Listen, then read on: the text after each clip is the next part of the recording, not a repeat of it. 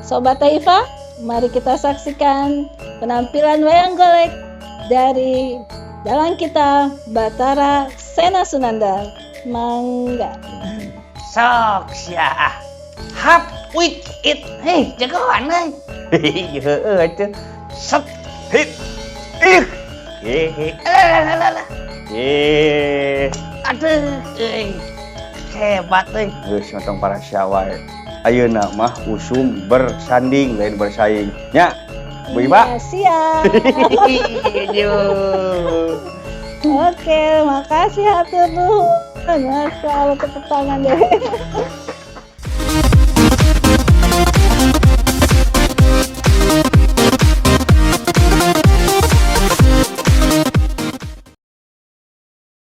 Assalamualaikum warahmatullahi wabarakatuh. Kembali bergabung di seputar obrolan Teh Ifa, Sorban Teh Ifa. Di kali ini kita semua beruntung bisa menghadirkan sosok yang sangat istimewa sekali bersama Kang Bathara Sena Sunandar. Ya, beliau ini adalah putra dari Abah Asep Sunandar Sunaria. Ya, subhanallah, tentu ini menjadi ikon berharga untuk budayawan kita. Di sini Kang Bathara dengan usianya yang masih relatif muda, 37 tahun, tetapi punya konsen yang luar biasa dengan budaya wayang ya Kang ya. Iya. Wah, subhanallah, ini jadi penasaran buat saya ya.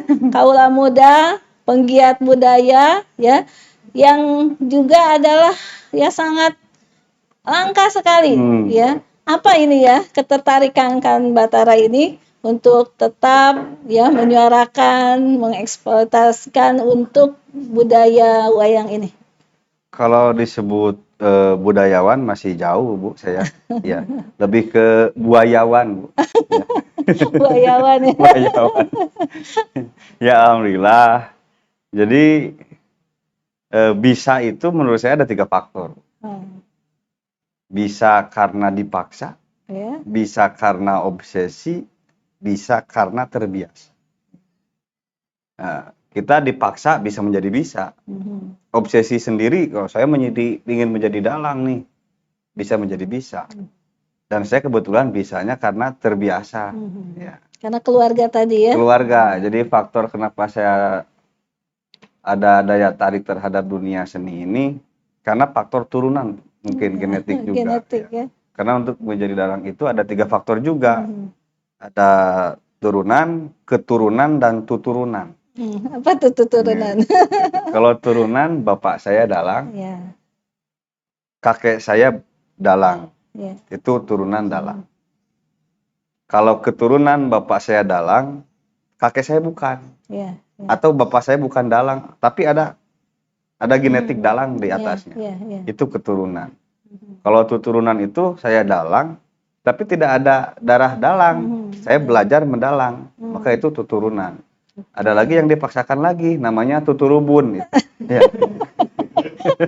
Tuturubun ya, itu bunyi kali. Ya, tidak ada niat jadi dalang, tapi dipaksa jadi dalang, itu tuturubun namanya. Bukan tuturubun. Berarti itu cutting.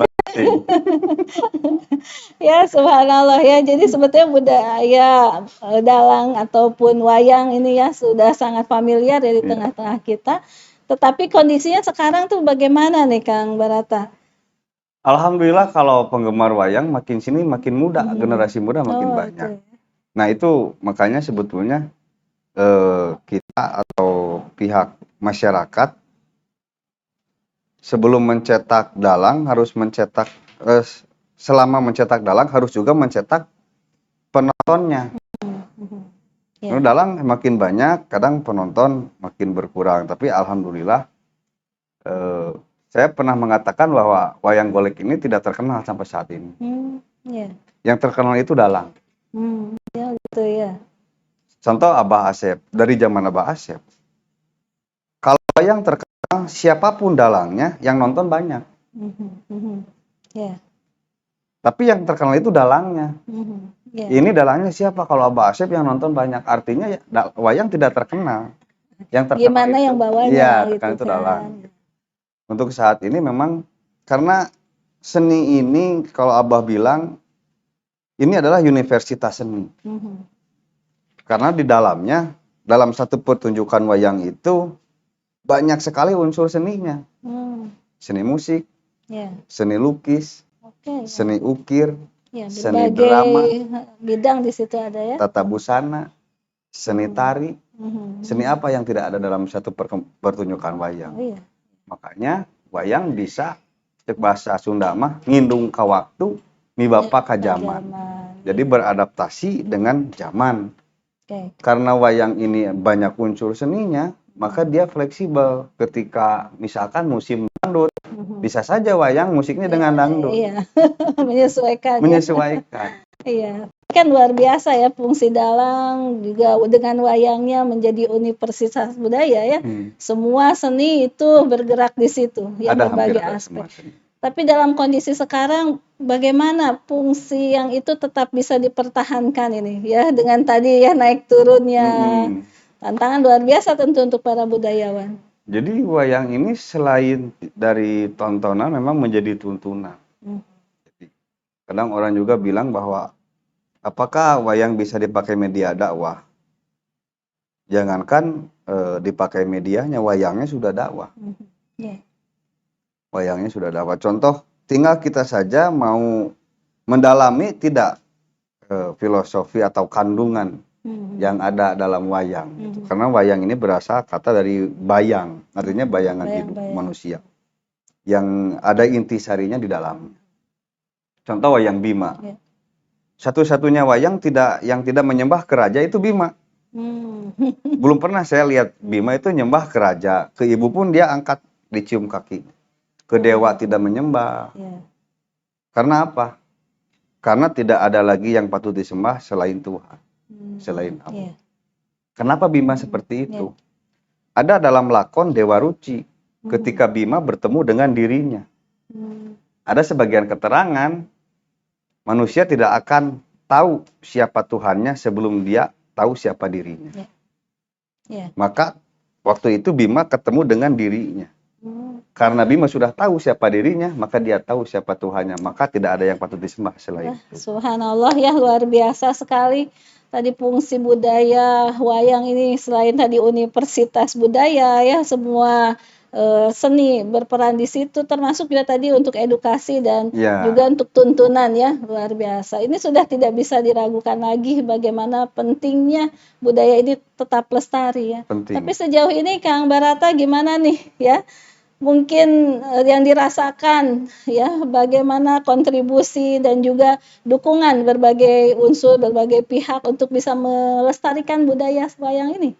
Tentu wayang tidak bisa bergerak sendiri, Bu. Perlu dukungan dari semua aspek maupun pemerintah atau masyarakat. Dulu itu ada kedekatan khusus antara pelaku seni dengan pemerintah. Ada kedekatan khusus sehingga ada program-program pemerintah yang masuk dalam pertunjukan wayang. Contoh, ketika dalam istirahat sinden main itu ada lagu KB Keluarga Berencana. Artinya ada program pemerintah yang masuk gitu dalam satu pegelaran itu sampai saat ini masih dibawakan. Berarti ada hubungan yang erat antara pemerintah dengan pelaku seni. Menyampaikan pesan-pesan ya banyak hal. Karena fungsi wayang itu media penyampaian pesan, program-program pemerintah ke masyarakat, dan aspirasi masyarakat kepada pemerintah. Jadi dengan wayang orang tidak merasa digurui lah ya, dengan suasana yang menyenangkan begitu ya. Makanya wayang berhasil, makanya Wali Songo khususnya Sunan Kalijaga berhasil menyebarkan agama melewat wayang. Itu karena sangat dengan jelas wayang sekali ya tidak keberhasilan. merasa digurui gitu. Tapi itu tadi masih greget saya, yang jadi pemikiran saya, sudah hebatnya nih ya budayawan kita mendukung terhadap program pemerintah, terhadap edukasi, terhadap kelestarian budaya. Sejauh ini peran pemerintah ataupun mungkin segmen mana yang sudah dirasakan ada dukungan penuh gitu, atau mungkin tidak ada yang signifikan begitu? Kalau tidak ada, tidak juga Bu, ada dukungan pemerintah. Contoh di kampung saya, Kampung Giri Harja itu ada padepokan namanya Padepokan Giri Harja. Itu view dari pemerintah. Nah, alhamdulillah ada. Cuman yang saya pikirkan program-program ke depannya. Ya. Dalam mencek bahasa Sunda mah bogoh mentewano. Ya. Tak kenal maka tak sayang. Ya. Nah, di situ peran pentingnya pemerintah membangun program mengenalkan kepada generasi muda. Karena kita harus bertanya, 40 tahun yang akan datang, siapa yang akan menonton wayang? Jangan-jangan tergerus ya sama digitalisasi saat ini ya. Siapa yang akan menjadi dalang? Kita harus bertanya. Ya. Jawabannya dari sekarang. Ya. Kita kenalkan ke generasi-generasi muda, contoh sebulan sekali ada pagelaran wayang ke tiap sekolah. Ya. Sebulan sekali atau enggak setahun sekali lah. Ya. Ada pagelaran di tiap pesantren. Nah itu diprogramkan lah begitu ya. Itu diprogramkan, itu membantu masuk sekali. Kurikulum begitu ya. Karena yang melestarikan sebetulnya itu bukan saya sebagai praktisi. Iya, harus dikawal oleh sistem kurikulum dan yang lain. Yang melestarikan seni ini adalah yang nonton. Ya. Saya datang ke panggung, nggak dibayar nggak datang. Tapi penonton, celik putih celak herang, estuning kacinta, mika cinta karena seni Sunda. Artinya mereka yang benar-benar melestarikan seni ini. Makanya ketika isu-isu wayang diharamkan, toh itu sebetulnya isu dari dulu gitu ya. Sebetulnya untuk menghancurkan wayang tidak harus diharamkan, jangan ditonton saja sudah hilang. Ketika wayang diharamkan dan wayang tidak ada, bagaimana nasib sinden? Iya, ya itu tadi nasib sinden itu bagaimana nasib tukang kendang? Bagaimana nasib tukang saron? Ini lapangan kerja semakin. Ya? Iya, itu yang saya pikirkan. Iya, ini kan kalau kita berpikir setback ke belakang, sebetulnya tidak harus diperdebatkan tentang masalah wayang haram atau tidak. Ya.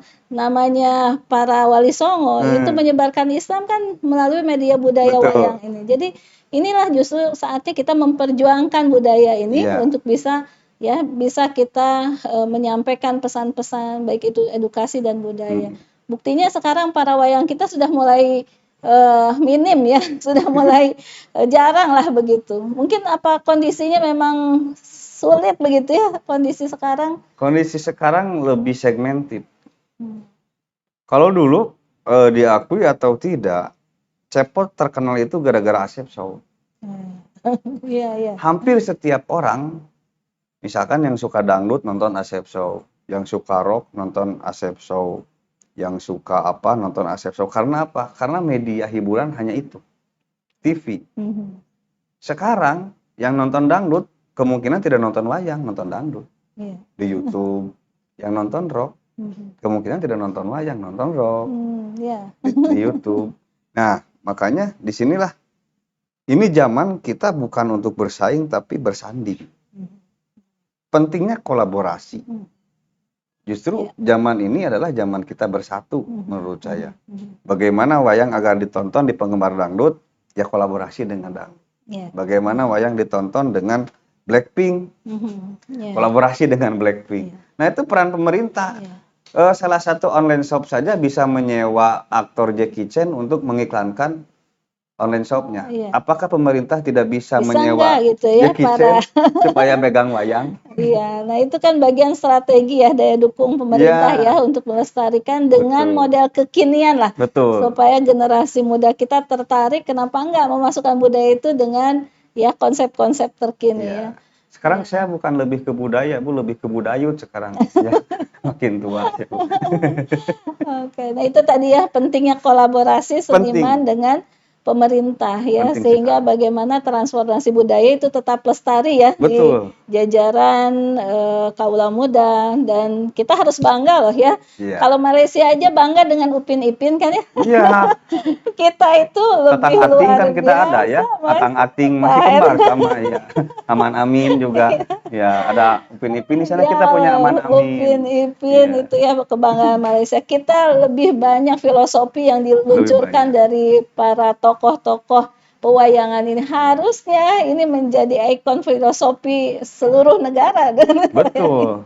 Minimal. Nah ini mengenai ini ya, apa namanya para kasepuhan nih ya, yang mereka itu tentu sebagai owner dalam budaya-budaya yang dahulu. Sejauh ini bagaimana sih kondisinya ya? Karena saya sekarang itu sudah mulai jarang memang melihat bagaimana atraksi wayang ini gitu ya bersama orang-orang yang sudah senior lah gitu. Memang para senior itu sudah jadi Jawa Barat ini menurut saya dicabut akarnya. Dicabut akarnya. Dulu waktu Abah Asep ada, Abah Sunaria meninggal, Abah Asep sudah mulai dikenal. Nah sekarang khususnya Jawa Barat, ya, Pop Sunda, Pak Haji Darso, komedian Pak Ibing, wayang Abah Asep dan Pak Dede Amung, Pak Cecep Supriyadi sudah meninggal. Jadi dicabut akar yang artinya kita sebagai orang Jawa Barat harus bisa menanam benih lagi untuk memunculkan seniman, kader-kader seniman. Karena seniman ini menurut saya makhluk yang langka. Dalam 1 tahun Indonesia bisa mencetak ribuan dokter, ribuan profesor, tapi belum tentu bisa menghasilkan satu seniman yang hebat. Ya, luar biasa. Itu berawal harus dari tadi rasa senang dulu ya, mendengar, nonton. Betul. Masalah ini betul-betul. Kalau saya memang nggak ada kerjaan lain aja, Bu. Tapi justru karena adanya ya daya tarik inilah harus menjadi kekuatan kita bagaimana melestarikan ya orang-orang kayak Kang Barata ini ya. Karena beliau menghidmatkan masa mudanya untuk bisa melestarikan budaya wayang ini. Dan saya betul-betul membaca yang begitu sangat luar biasa dari wayang ini, bukan hanya ya orang melihatnya seperti boneka ataupun gambaran gambaran sosok, tetapi tadi itu filosofinya yang luar biasa yang disampaikan oleh para seniman dalang kita, sehingga itu juga lah yang mungkin harus menjadi ya ikon ya untuk dalam proses pembelajaran, dakwah dan seni juga tentunya. Ya, dan di sini juga tentu kita juga ingin memberikan apresiasi ya untuk para dalang-dalang kita yang luar biasa telah menghidmatkan hidupnya, walaupun ya banyak berita ini katanya pengusaha-pengusaha wayang itu sekarang sudah banyak yang gulung tikar. Gulung tikar, betul. Ini betul ya seperti itu ya. Betul, miris. Jadi ada apa permasalahannya nih Kang? Sebetulnya kita itu hampir punah di ranah pedalangan itu pengrajin wayang. Pengrajin wayang. Justru ini adalah sumber utama menurut saya. Kalau banyak dalang tapi nggak ada pengrajin wayang, mau mendalang pakai apa? Itu dia. Nggak mungkin ya pakai kertas. Yang saya harapkan justru pemerintah lebih sensitif kepada orang-orang yang berjasa di balik pagelaran wayang. Iya. Harus lebih sensitif itu. Kebetulan Ibu juga mau mencalonkan menjadi DPD. Ya, insya Allah. Dengan mengundang saya, mungkin tadi sudah dengar keluh kesah saya, Bu ya. Kira-kira apa yang akan Ibu lakukan ketika menjabat atau terpilih, amin ya Bu ya. Amin, insya Allah jadi kemaslahatan ya untuk para seniman ya, kita. Kira-kira apa Bu untuk seniman ke depan? Oke. Ya, saya terpikir dengan urgensinya ya pelestarian budaya seperti ini, maka harus ada tentunya ya bagaimana kita membuat sebuah pagelaran-pagelaran, galeri-galeri yang mana itu didukung oleh pemerintah, baik itu dengan pembiayaan yang sifatnya kur ataupun juga memang sebagai bagian dari program pelestarian budaya itu sendiri gitu ya. Karena pelestarian budaya itu merupakan bagian daripada konsen pemerintah ya sebagai ikon terhadap ya bagaimana budaya-budaya Indonesia ini tetap lestari. Dan saya yakin banyak sekali anggarannya itu Kang, ya baik itu di Kementerian Kepemudaan, ya kemudian juga budaya, dan segmen yang utamanya itu bagaimana para pengrajin ini ya diberikan kapasitas untuk bisa mengekspresikan, ya baik itu melalui tadi galeri, pertunjukannya, dan tanpa harus berpikir ya kembali modal lah. Karena budaya seni itu kan dinikmati ya. Dinikmati, jangan berpikir mahal atau murah, tetapi bagaimana nilai-nilai budaya itu membuat masyarakat kita menjadi orang yang mempunyai karakter, ya, menghargai budaya masa lalunya, ya, dan itu tidak bisa dinilai dengan nominal, ya. Betul. Tapi pasti juga kecintaan orang Indonesia terhadap produk Indonesia itu menjadi jati diri bangsa kita. Jangan sampai ketika diakui bangsa lain baru marah. Nah, itu. Kalau udah diklaim aja ya sama orang lain. Maka ketika wayang belum ada hari wayang, saya tahun berapa? 2016 saya bikin status. Saya berharap wayang dicuri. Supaya lahir hari wayang. Karena batik pun ketika batik dicuri baru ada hari batik. Orang kalau harus jatuh dulu baru ingat ya. Akhirnya alhamdulillah Bapak Presiden setelah mengetok palu bahwa di tanggal 7 November itu hari wayang nasional. Ya. Jadi itu sudah ada perhatian ya untuk menjadi ikon. Tentunya mudah-mudahan setelah adanya hari wayang ini menjadi program di setiap pemerintah pusat, daerah ya, ataupun juga ikon-ikon para seniman ya untuk mengalokasikan anggaran, pembiayaan dan juga wadah ya untuk bisa mengekspresikan itu. Subhanallah ya, jadi nilai wayang yang begitu sangat besar baik itu tadi untuk edukasi seni dan juga penanaman budaya, budi pekerti, ini sudah menjadi sebuah ikon yang memang sudah tidak bisa diragukan lagi lah ya. Semua unsur harus mendukung. Maka itu tentu ya dalam kesempatan ini juga kita menggugah ya untuk para penggiat pendidikan ya untuk bisa bersinergi dalam program pendidikan ini melalui media wayang, termasuk juga ya dari unsur bagaimana membudayakan ini menjadi bagian daripada dakwah tadi ya, dakwah tadi yang sifatnya rutinitas gitu programnya. Kalau dipanggil di pendidikan pernah satu kali 2 kali, tapi yang sifatnya rutinitas belum, mudah-mudahan kedepannya. Ya, mudah-mudahan setelah ini juga ya makin giat lagi kita. Amin. Bangga, tunjukkan kebanggaan kita dengan menyokong ya pengenalan dan akulturasi budaya wayang ini dari berbagai aspek. Nah ini mungkin bisa disampaikan nih Mbak Atta ya, apa keresahan-keresahan yang mungkin sekarang dirasakan para seniman wayang ini? Ya kebanyakan gitu Bu, mari kita lestarikan budaya kita, ngomongnya ke kita sebagai pelestari. Terus selama ini saya ngapain? Saya kan melestarikan. Saya harusnya balik tanya, apakah Anda sebagai ayah kami atau ibu kami pernah berpikiran untuk melestarikan perut kami? Kalau harus melestarikan budaya, kami sedang melestarikan. Bapak saya dalang, kakek saya dalang, uyut saya dalang. Jadi artinya lebih sensitif lah, jangan sampai bilang lestarikan budaya, yang harus lestarikan itu perut budayawan dan seniman supaya berkaryanya lebih fokus. Nah, itu ya. Luar biasa ya.